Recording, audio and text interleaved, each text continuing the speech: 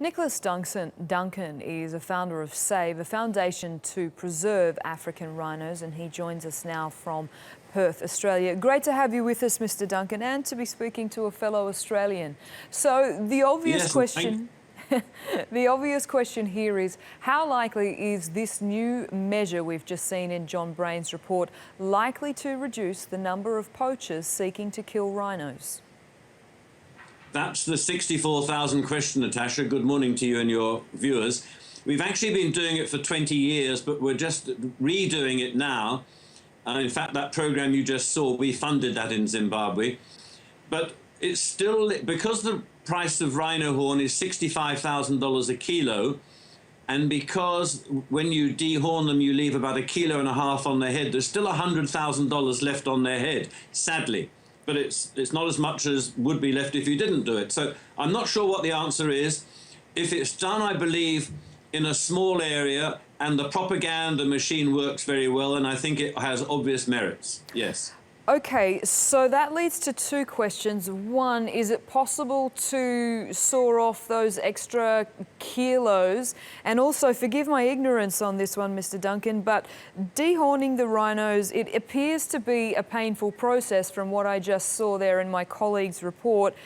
Is it?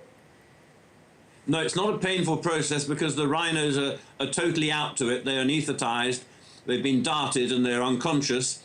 And it's just the same as our fingernails. Cutting their horn is made as the same as fingernails, i.e. keratin, so they don't feel it at all. In terms of could it be cut shorter, in that bottom 4 inches that they leave on the head, that is where all the blood vessels link the horn to the body. And if you cut into that, then you won't get regrowth, because rhino horn grows at 3 inches a year. So when they dehorn it, it will regrow again, and you dehorn again in 3 years' time.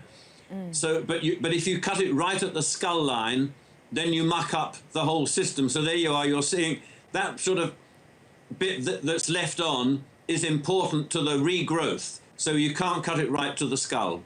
Okay, that makes perfect sense. Now, another tactic that has been proposed here is that many countries in Africa actually have a stockpile of these rhino tusks, South Africa and Mozambique, just to name a few. What are your thoughts on selling these legally on the open market, which would most likely drive down the price of rhino tusks, therefore making it less lucrative for poachers and possibly not worth their time? That again is one of the tricky questions, and we wish we knew the answers. You're certainly well informed and researched.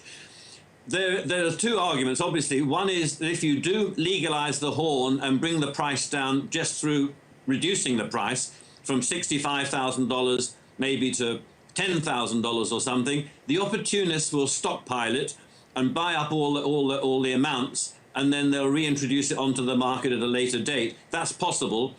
And the other thing is, and we've seen this with ivory, when they so-called legalized the sale of ivory, we've had nothing but wholesale slaughter of elephants ever since, because they substitute illegal ivory into the so-called legal ivory.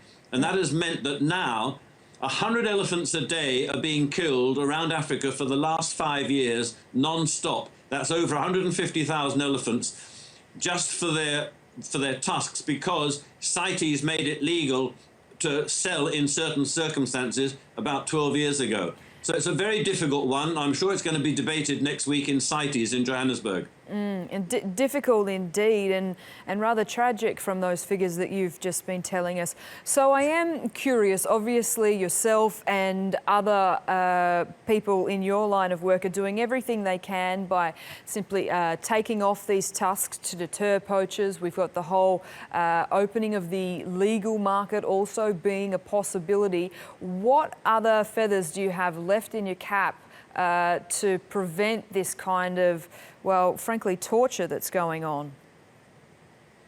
Okay, well, what I think where the resources are now turning to is demand reduction in the Far East, particularly Vietnam and China, who clearly are the main buyers, particularly Vietnam, in fact.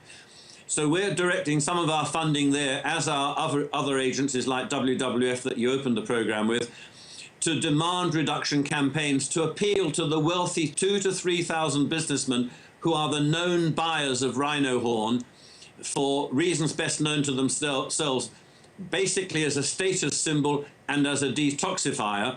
So they are buying it, so we're doing campaigns in the glossy magazines that they might read and in the airport lounges to say, please don't do this, there's nothing clever about it at all. It's just going to lead to the extinction of a species that's been around for 40 million years, and we just can't allow that to happen on our watch.